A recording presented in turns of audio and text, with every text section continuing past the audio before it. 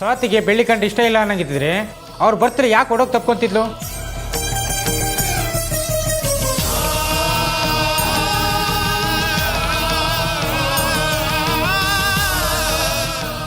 ದೊಡ್ಡವರು ಸುಳ್ಳು ಹೇಳ್ಬೋದು, ಆದರೆ ಅದು ಮಗು ಯಾವತ್ತೂ ಸುಳ್ಳು ಹೇಳಲ್ಲ.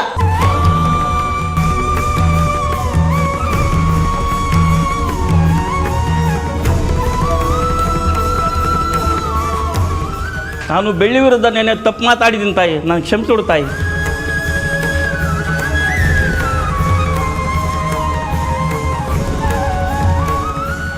ಇದೇನು ಬೈರ ಎಲ್ಲ ಉಲ್ಟಾ ಹೊಡಿತಿದ್ದಾರೆ. ಅದೇ ನನಗೂ ಗೊತ್ತಾಗ್ತಲ್ಲ ಮಯ್ಯ. ನಿಜವಾಗ್ಲೂ ಇವ್ರಿಗೆಲ್ಲ ದುಡ್ಡು ಕೊಟ್ಟಿದ್ದಾರ?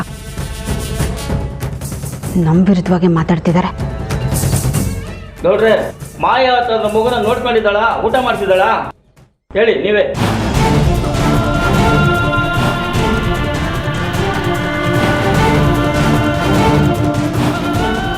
ಮುತ್ತಣ್ಣ ಇದ್ದಾಗ ಅಶೋಕ ಮನೆ ಹತ್ರ ಕರಡಕ್ಕೆ ಎದುರುತ್ತಿದ್ದ, ಇವಾಗ ಹೆಂಗೆ ಬಂದ್ಬಿಟ್ಟ? ಅಶೋಕ ಬೆಳ್ಳಿಗೂ ಮಗುಗೂ ಸರಿಯಾಗಿ ಹಿಂಸೆ ಕೊಟ್ಟಿದ್ದಾಳೆ, ಮಚ್ಕೊಂಡವನಲ್ಲ, ಅವ್ನಿಗೆ ಸರಿಯಾಗಿ ಶಿಕ್ಷೆ ಕೊಡಬೇಕು.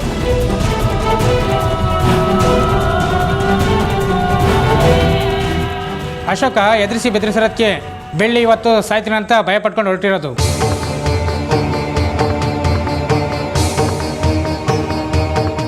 ಬೆಳ್ಳಿದೇನು ತಪ್ಪಿಲ್ಲ, ನೀವೆಲ್ಲ ಏನ್ ಹೇಳ್ತೀರಪ್ಪ? ಹೌದು ಹೌದು, ಬೆಳ್ಳಿದೇನು ತಪ್ಪಿಲ್ಲ.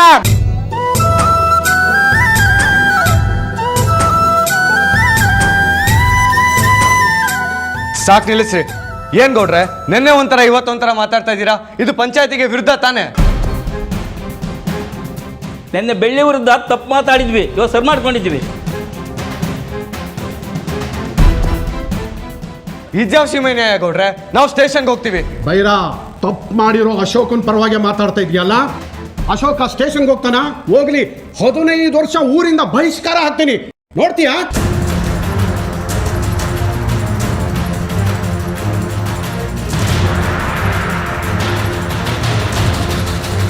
ಮುತ್ತು ಗುಣ ಆಗಿ ಬರೋವರೆಗೂ ಅಶೋಕ ಮನೆ ಒಳಗೆ ಹೋಗೋ ಹಾಗಿಲ್ಲ, ಬೆಳ್ಳಿಗೂ ತೊಂದರೆ ಕೊಡೋ ಹಾಗಿಲ್ಲ.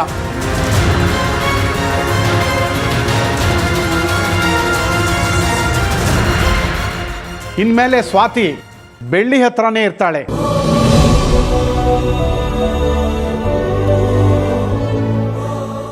ಮಗುನ್ ನೋಡ್ಕೊಳ್ಳೋ ಜವಾಬ್ದಾರಿ ಬೆಳ್ಳಿದು. ಇದೇ ಪಂಚಾಯಿತಿ ತೀರ್ಪು.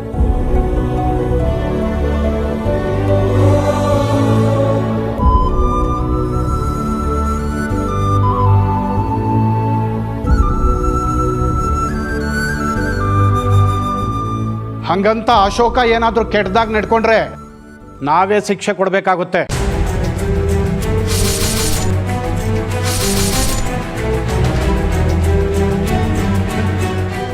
ಒಂದ್ಸಾರಿ ಎಚ್ಚರಿಕೆ ಕೊಡ್ತಾ ಇದ್ದೀನಿ, ಇನ್ನೊಂದ್ಸಾರಿ ರಿಪೀಟ್ ಆಯ್ತು ಊರ್ ಮಾರಮ್ಮಂಗ್ ಬಲಿ ಕೊಡಂಗೆ ಆ ಅಶೋಕಂಗ್ ಬಲಿ ಕೊಟ್ಬಿಡ್ತೀವಿ.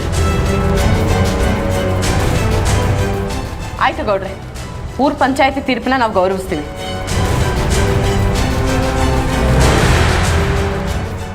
ಆದರೆ ಒಂದು ವಿಷಯ, ಇನ್ಮೇಲಿಂದ ಸ್ವಾತಿಗೆ ಏನೇ ಆದರೂ ನಮ್ಮ ಹತ್ರ ಬರೋ ಹಾಗಿಲ್ಲ.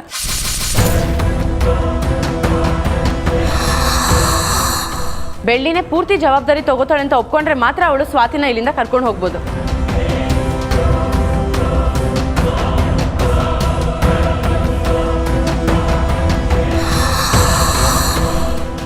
ಇಲ್ಲಾಂದ್ರೆ ಮಾವ ಗುಣ ಆಗಿ ಬರೋವರೆಗೂ ಸ್ವಾತಿ ಗೌಡ್ರ ಮನೆಯಲ್ಲೇ ಇರಲಿ, ಏನಂತೀರಾ?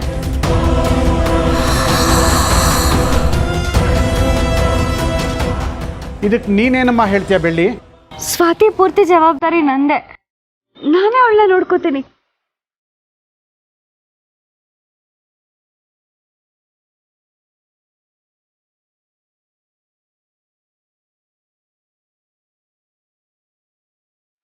ಮತ್ತಿನ್ನೇನು, ಎಲ್ಲ ಮುಗಿತಲ್ಲ, ಬೆಳ್ಳಿ ಒಪ್ಕೊಂಡಾಯ್ತು, ಹೊರಡಿ ಹೊರಡಿ.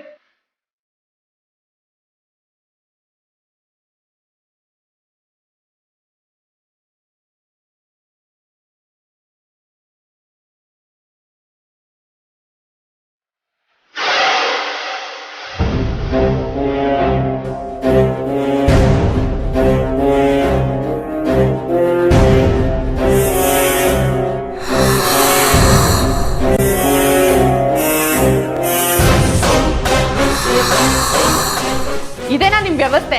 ನಿಮ್ಮನ್ನ ನಂಬ್ಕೊಂಡು ಯಾವ್ದಾರು ಕೆಲ್ಸಕ್ಕೆ ಕೈ ಹಾಕಿದ್ರೆ ನಾನ್ ಮಾಡಿ ಮುಗ್ಬೇಕಾಗುತ್ತೆ ಅಷ್ಟೇ. ಆ ಬೆಳ್ಳಿ ನನ್ ವಿರುದ್ಧನೇ ನಿಲ್ತಾಳ. ಅದ್ ಹೇಗ್ ಗೆಲ್ತಾಳೆ ಅಂತ ನಾನು ನೋಡ್ತೀನಿ. ನಾನಾ ಅವಳ ಅಂತ ನೋಡೇ ಬಿಡೋಣ.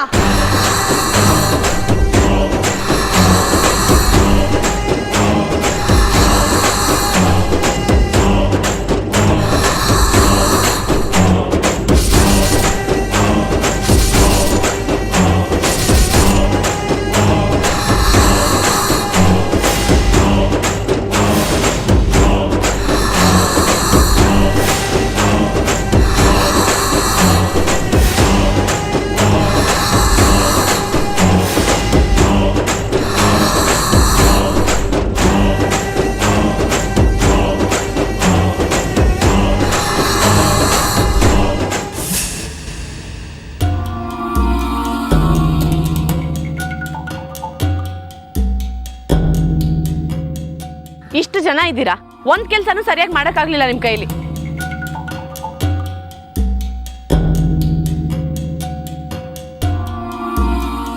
ನಾನ್ ನಿಮ್ ಜಾಗದಲ್ಲಿ ಇದ್ದಿದ್ರೆ ಇಷ್ಟೊತ್ತಿಗೆ ಬೆಳ್ಳಿ ಸ್ವಾತಿ ಇಬ್ರು ಮಣ್ಣಲ್ಲಿ ಮಣ್ಣಾಗಿ ಹೋಗ್ತಿದ್ರು.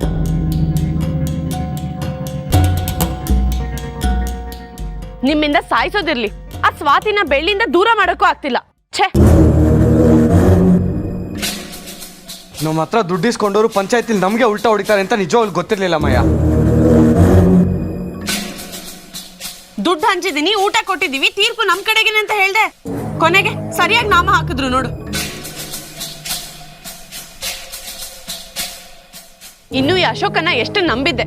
ಮನೆಗ್ ಬರೋಕ್ ಪ್ಲಾನ್ ಮಾಡಿ ಸ್ವಾತಿ ಬೆಳ್ಳಿಗೆ ವಿಷ ಹಾಕಿ ಸಾಯಿಸ್ಲಿ ಅಂತ ಎಷ್ಟು ಈಸಿ ಮಾಡ್ಕೊಟ್ಟಿದ್ರೆ ಎಲ್ಲ ತಪ್ಪಿಸ್ಕೊಂಡು ಹೋದ್ಲು ಅಂತ ಕಾಲ್ ಮಾಡ್ತೀಯಾ? ನಿಮ್ಮಿಂದ ಪಂಚಾಯತಿಲಿ ನಾನ್ ತಲೆ ತಗ್ಸೋ ಹಾಗಾಯ್ತು. ಎಲ್ಲಿ ಹೋದ್ರು ಬರೀ ಸೋಲು ಸೋಲು ಸೋಲು.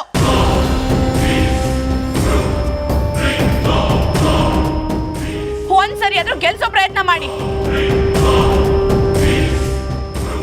ಸಾರಿ ಮಾಯಾ, ವಿಷ ಹಾಕಿದ್ದು ಒಂದು ರೀತಿಲಿ ಬೆಳ್ಳಿ ಹೇಗೋ ಸ್ಮೆಲ್ಲಲ್ಲಿ ಕಂಡಿಡ್ಬಿಟ್ಲು. ಇಲ್ಲ ಅಂದಿದ್ದಿದ್ರೆ ಅವರಿಬ್ರು ಇಷ್ಟೊತ್ತಿಗೆ ಸತ್ತೋಗ್ತಿದ್ರು. ಅಶೋಕ, ಒಂದ್ ವಿಷಯ ಹೇಳ, ಹೀಗಾಗಿತ್ತು ಹಾಗಾಗಿತ್ತು ಅನ್ನೋದಲ್ಲ, ನಿಂತು ಕೆಲಸ ಮಾಡಿ ಮುಗಿಸ್ಬೇಕು. ಅದು ಬುದ್ಧಿವಂತರ ಲಕ್ಷಣ. ನಿಮಗ್ ಬುದ್ಧಿನೂ ಇಲ್ಲ, ಹೇಳೋದನ್ನ ಕೇಳೋ ವ್ಯವಧಾನನೂ ಇಲ್ಲ. ನೀನ್ ಇದೊಂದು ಕೆಲಸ ಸರಿಯಾಗಿ ಮಾಡಿದ್ರೆ ಸ್ವಾತಿ ಬರ್ದಿರೋ ಲೆಟರ್ ಇಟ್ಕೊಂಡು ಅವರಿಬ್ರು ಆತ್ಮಹತ್ಯೆನೆ ಮಾಡ್ಕೊಂಡಿರೋದು ಅಂತ ನಾವು ಪ್ರೂವ್ ಮಾಡ್ಬೋದಾಗಿತ್ತು. ಅಲ್ಲಿಗೆ ಅವ್ರ ಚಾಪ್ಟರ್ ಯಾವತ್ತೋ ಕ್ಲೋಸ್ ಆಗಿರೋದು. ಮುಂದೆ ಏನ್ ಮಾಡ್ಬೋದು ಅಂತ ಹೇಳು, ಅದನ್ನ ಸರಿಯಾಗಿ ಮಾಡ್ತೀನಿ. ಅದಕ್ಕೂ ಒಂದ್ ದಾರಿ ಇದೆ.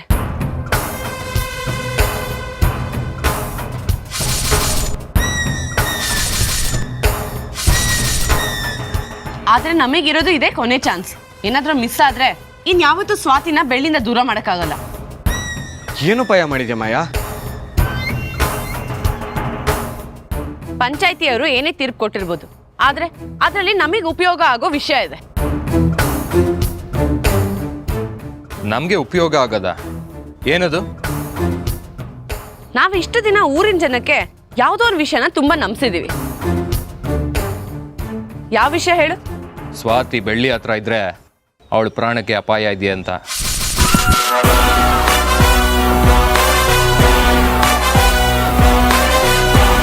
ಎಸ್, ಈಗ ನಾವ್ ಅಪಾಯ ಇದೆ ಅಂತ ಹೇಳ್ತಿದ್ದೀವಿ.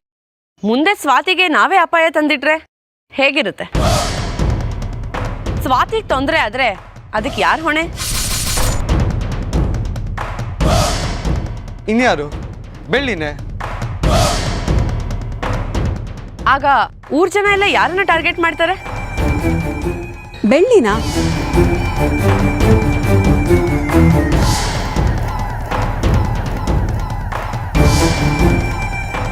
ಸ್ವಾತಿ ಕಾಣಿಸ್ತಿಲ್ಲ ಅಂತ ಬೆಳ್ಳಿ ಊರೂರಲ್ದು ಪಂಚಾಯತಿಗೆ ಬಂದ್ರೆ ಅವಳು ಬಹಿಷ್ಕಾರ ಹಾಕದೇ ಇರ್ತಾರ?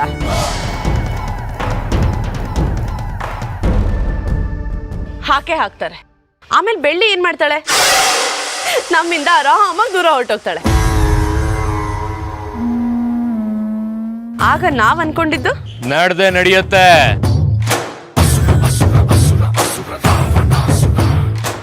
ಮುಂದೆ ಮುತ್ತಣ್ಣನ ಮದ್ವೆ, ಆಮೇಲೆ ಆಸ್ತಿ ಭಾಗ ಮಾಡೋದು, ಎಲ್ಲ ಟೋಟಲ್ ಆಗಿ ಸೆಟ್ಲ್ ಆಗ್ಬಿಡ್ತೀವಿ. ತುಂಬಾ ಮುಂದೆ ಹೋಗ್ಬಿಟ್ಟೆ ಭೈರ. ಮೊದಲು ಸ್ವಾತಿನ ಎಸ್ಕೇಪ್ ಹೇಗೆ ಮಾಡೋದು ಅಂತ ಐಡಿಯಾ ಕೊಡಿ. ನನ್ನ ಹತ್ರ ಒಂದು ಐಡಿಯಾ ಇದೆ. ನನಗೊಬ್ರು ವಶೀಕರಣ ಮಾಡೋರು ಗೊತ್ತು.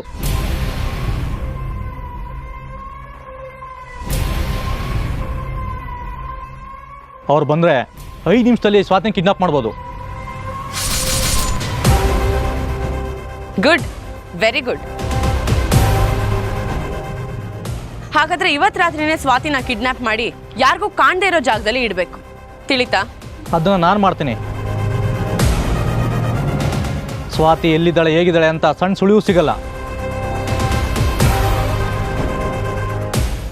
ಹೌದು, ಸ್ವಾತಿನ ಕಿಡ್ನಾಪ್ ಮಾಡಿದ್ಮೇಲೆ ಮುಗಿಸ್ಬಿಡೋದಾ?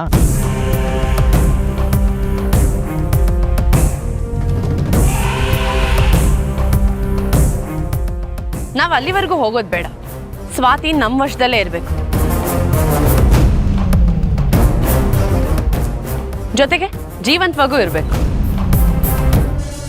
ನಮಗೆ ಕಷ್ಟ ಆದಾಗೆಲ್ಲ ಸ್ವಾತಿನ ಮುಂದೆ ಇಟ್ಟು ಪಗಡಾಡೋಣ. ಈ ದಾರಿ ನಮ್ಮನ್ನ ಎಲ್ಲಿ ಕರ್ಕೊಂಡು ಹೋಗುತ್ತೋ ಕರ್ಕೊಂಡು ಹೋಗ್ಲಿ. ಮುಂದೆ ಏನ್ ಹೆಜ್ಜೆ ಇಡಬೇಕು ಅಂತ ನಾನು ಹೇಳ್ತೀನಿ.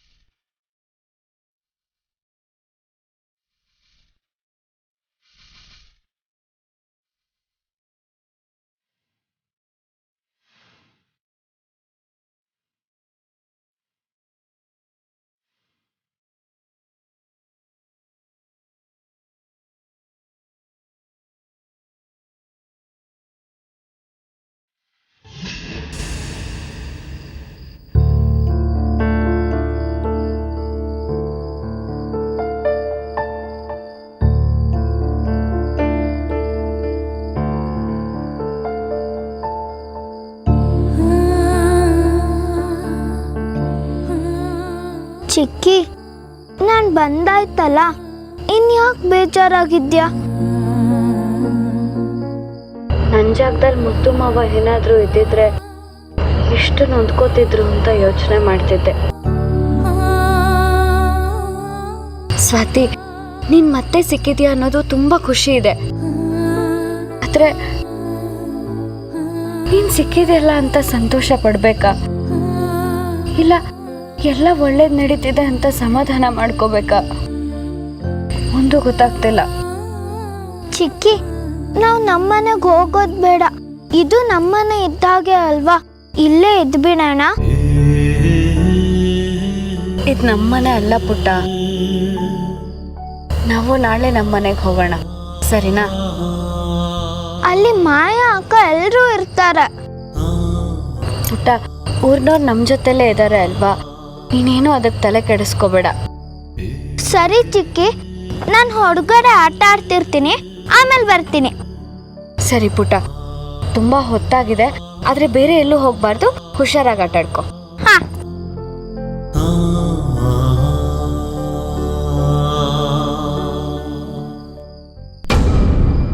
ಸಾನ್ವಿ, ಅಮೂಲ್ಯ, ಅಯ್ಯೋ ಯಾರು ಇಲ್ಲ ಆಟ ಆಡೋಕ್ಕೆ. ಚಿಕ್ಕಿ ಜೊತೆ ಅದು ಇರ್ಬೋದಾಗಿತ್ತು. ಹೋಗ್ಲಿ, ನಾನು ಒಬ್ಳೆ ಆಡ್ತೀನಿ.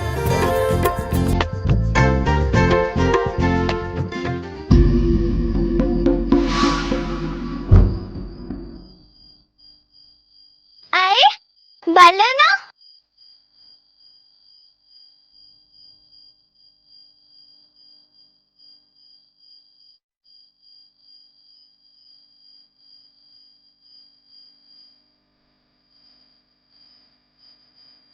ಪುಟಿ, ಬಲೂನ್ ಬೇಕಾ?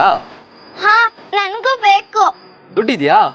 ಅಂಕಲ್, ಒಂದ್ ಬಲೂನ್ಗೆ ಎಷ್ಟು ರೂಪಾಯಿ? 10 ರೂಪಾಯಿ ಪುಟ. ಚಿಕ್ಕಿ ಹತ್ರ ಇಸ್ಕೊಂಡ್ ಬರ್ತೀನಿ, ಎಲ್ಲೂ ಹೋಗ್ಬೇಡಿ. ಸರಿ. ಚಿಕ್ಕಿ, 10 ರೂಪಾಯಿ ಕೊಡು. ಯಾಕೆ ಪುಟ್ಟ? ಬಲೂನ್ ಮಾರೋ ಅಂಕಲ್ ಬಂದಿದ್ದಾರೆ.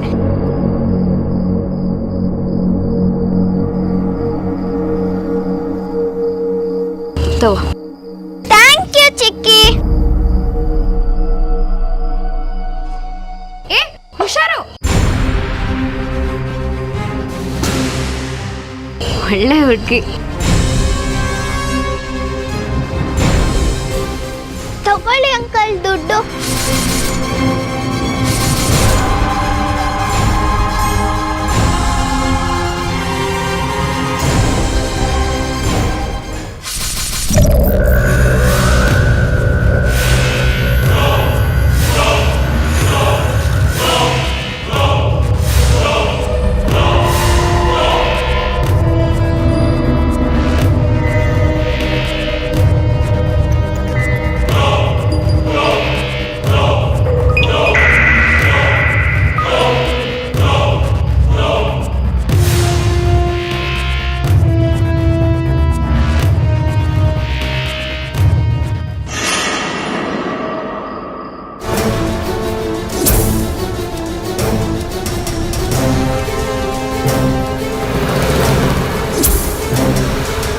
ಬಾ ನನ್ನ ಜೊತೆ.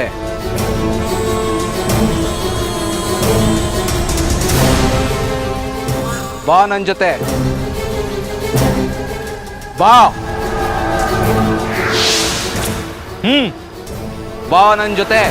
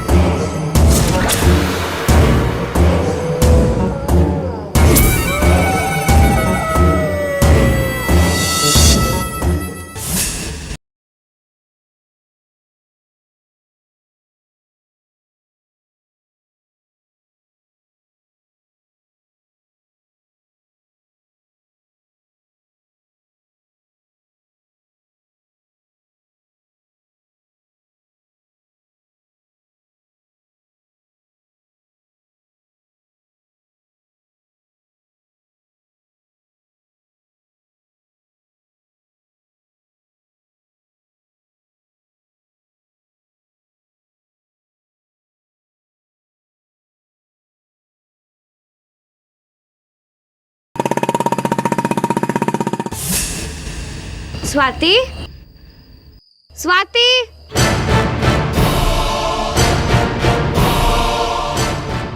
ಸ್ವಾತಿ, ಸ್ವಾತಿ, ಸ್ವಾತಿ, ಅಣ್ಣ, ಸ್ವಾತಿ ಇದ್ದಾಳ? ಸ್ವಾತಿ, ಸ್ವಾತಿ,